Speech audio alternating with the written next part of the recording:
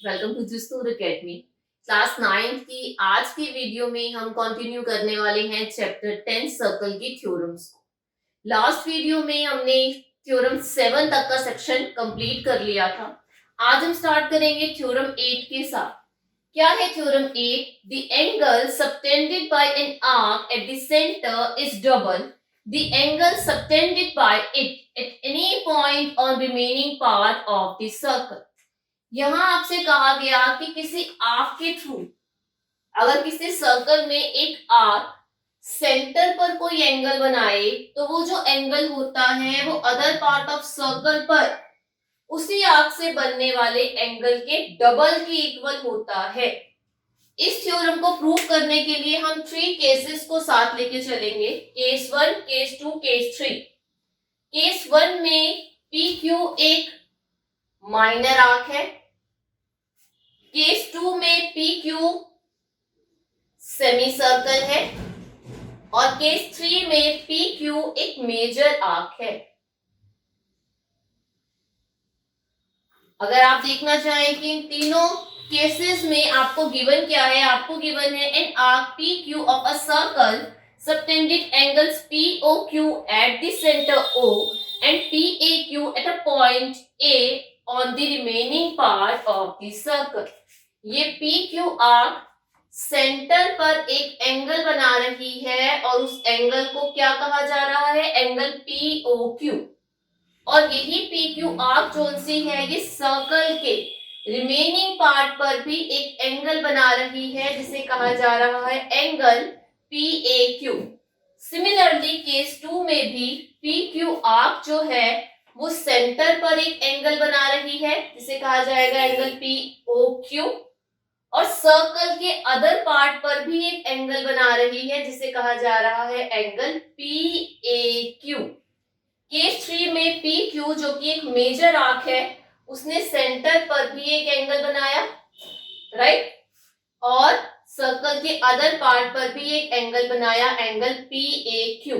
लेकिन केस 3 की कंडीशन में अगर आप एंगल PAQ को कंसीडर कर रहे हैं अदर पार्ट पर बना हुआ एंगल, तो सेंटर में आपको POQ का ये वाला एंगल नहीं बल्कि ये रिफ्लेक्स एंगल लेना पड़ेगा। इसे हम कहेंगे रिफ्लेक्स एंगल POQ। सॉल्व करना स्टार्ट करते हैं। हमें प्रूफ क्या करना है? हमें प्रूफ करना है एंगल POQ। इस आर्क के थ्रू सेंटर पर जो एंगल बनाया गया, like angle POQ, angle POQ, angle POQ, वो किसके इक्वल है? वो इक्वल है अदर पार्ट पर बने हुए एंगल के डबल के, which means angle POQ is equal to 2 times angle PAQ. Angle POQ is equal to 2 times angle PAQ. Angle POQ is equal to 2 times angle PAQ. Start करते हैं proof करना इस theorem को। Let us begin by joining AO and extending it to a point B. यहाँ AO को आप join करेंगे और एक्सटेंड कर देंगे पॉइंट बी तक। सिमिलरली सेकेंड केस में भी आप AO को ज्वाइन करेंगे और एक्सटेंड करते हुए ले जाएंगे पॉइंट बी तक। केस 3 में भी AO को आप ज्वाइन करेंगे और एक्सटेंड करते हुए ले जाएंगे पॉइंट बी तक, राइट। अब अगर आप इन तीनों फिगर्स को देखें तो यहाँ आपको 2 ट्रायंगल्स फाइंड आउट हुए। एक ट्रायंगल है ट्रायंगल AOP और नेक्स्ट ट्रायंगल है triangle AQO। Similarly triangle AOP, triangle AQO, third case में भी triangle APO and triangle AQO। Case 1 से इसका सॉल्यूशन करना स्टार्ट करते हैं और वो तीनों केसेस में सेम इंप्लीमेंट होगा, same rule.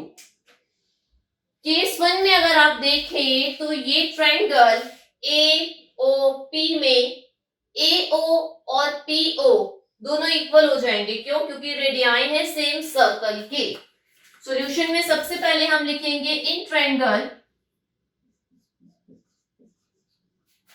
AOP, AO is equal to PO as they are radii of same circle. अब अगर साइड्स इक्वल हैं तो अपोजिट एंगल्स भी इक्वल हो जाएंगे। नेक्स्ट स्टेप में हम लिखेंगे angle OAP is equal to angle OPA. Angles opposite to equal sides are always equal. इसे बनाएंगे इक्वेशन 1। अब हमने प्रूव कर दिया कि ये एंगल जोन सा है ये इस एंगल के इक्वल है, राइट। नेक्स्ट स्टेप में हम लेने वाले हैं triangle AOP। In triangle AOP, triangle AOP में एंगल BOP को एक्सटीरियर एंगल कहा जा सकता है ट्रायंगल AOP का। तो आप इसे कैसे लिख सकते हैं? आप इसे लिख सकते हैं एंगल BOP या POB। एंगल BOP और POB किसी भी तरीके से लिखा जा सकता है, is equal to what? Is equal to angle OAP plus angle OPA। Angle POB is equal to angle OAP plus OPA। क्योंकि हमें पता है कि किसी भी ट्रायंगल का एक्सटीरियर एंगल जो सा होता है वो इंटीरियर अपोजिट एंगल्स के सम के इक्वल होता है। N exterior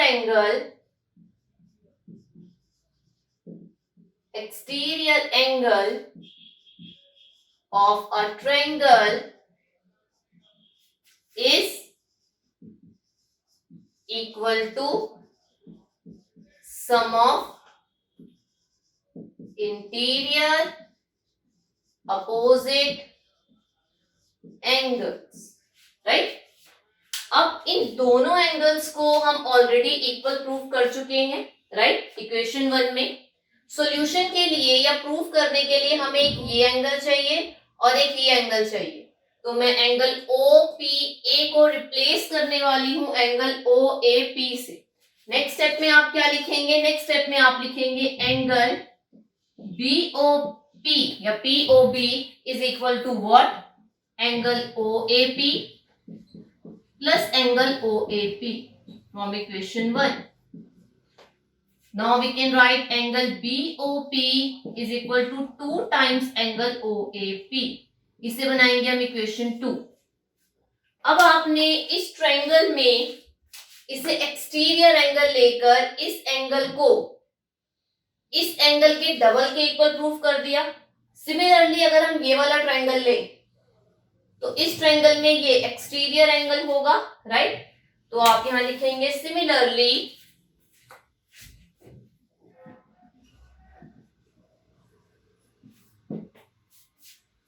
angle BOQ is equal to what? 2 times angle BAQ या OAQ, angle OAQ। Next step में आपने क्या लिखा? नेक्स्ट स्टेप में हमने लिखा angle BOQ is equal to 2 times angle OAQ। ये वाले एंगल के 2 टाइम्स के इक्वल हो जाएगा ये वाला एंगल। सिमिलरली उसी मेथड से जैसे कि हमने इस एंगल को इस एंगल के डबल के इक्वल किया, इसे हम बनाएंगे इक्वेशन 3। नेक्स्ट स्टेप में हम इक्वेशन 2 और इक्वेशन 3 को ऐड करेंगे बाय एडिंग इक्वेशन 2 एंड 3। जब आप इक्वेशन 2 और 3 को ऐड करेंगे तो आप एंगल POB को ऐड कर रहे हैं एंगल BOQ से, which is equal to what? Which is equal to 2 times angle OAP plus 2 times angle OAQ। यहां जब आप एंगल POB को ऐड करेंगे एंगल QOB से, तो आपको क्या फाइंड आउट होगा? आपको फाइंड आउट होगा एंगल POQ।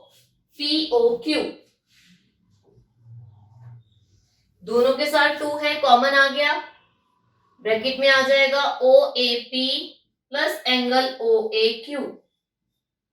जब आप एंगल OAP को ऐड करेंगे एंगल OAQ से, सिमिलरली इस कंडीशन में भी OAP को ऐड करेंगे OAQ से, OAP को ऐड करेंगे OAQ से, क्या एंगल फाइंड आउट होगा? आपको फाइंड आउट होगा एंगल PAQ। लास्ट स्टेप में आप लिखेंगे so angle POQ is equal to what? 2 times angle PAQ। Right? आपको प्रूव करना था कि किसी आर्क के थ्रू या किसी आर्क से जब सेंटर पर कोई एंगल बनता है तो वो अदर पार्ट पर बने हुए एंगल के डबल के इक्वल होता है। प्रूव हो गया कि सेंटर पर जो एंगल बना था एंगल POQ वो किसके इक्वल है? 2 टाइम्स एंगल PAQ के। तो इसी के साथ ही आज की हमारी क्लास 9 चैप्टर 10 सर्कल की थ्योरम्स की ये क्लास कंप्लीट होती है। नेक्स्ट क्लास में हम स्टार्ट करेंगे थ्योरम 9 के साथ। आई होप आज की वीडियो आपको अच्छी लगी होगी। अगर क्लास अच्छी लगी है तो क्लास को लाइक कीजिए, शेयर कीजिए और हमारे साथ आगे कंटिन्यू रहने के लिए हमारे चैनल जिस्नूर एकेडमी को सब्सक्राइब कीजिए। मिलते हैं नेक्स्ट क्लास में। Thank you.